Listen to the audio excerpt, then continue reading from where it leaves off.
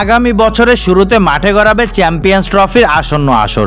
পাকিস্তানের মাটিতে অনুষ্ঠিত হতে যাওয়া এই টুর্নামেন্টের বাজেট অনুমোদন দিয়েছে international cricket council ICC. Tournament আয়োজনের জন্য পাকিস্তান ক্রিকেট বোর্ডকে $7 কোটি অনুমোদন দিয়েছে বিশ্ব ক্রিকেটের সর্বোচ্চ নিয়ন্ত্রক সংস্থা।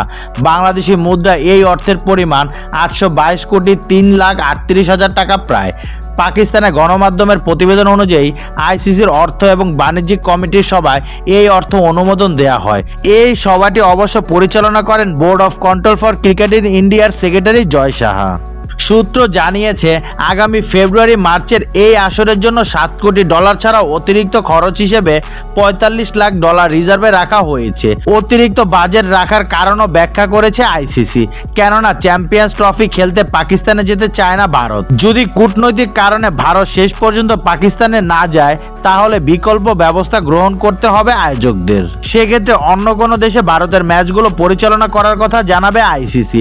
তখন যে অর্থ খরচ হবে সেটি অতিরিক্ত বাজেট থেকে দেয়া হবে। পিসিবি অবশ্য যৌথ আয়োজক হিসেবে কাউকে চায় না। তাদের চাওয়া ভারত যেন অন্যান্য দেশের মতোই পাকিস্তানে খেলতে যায়।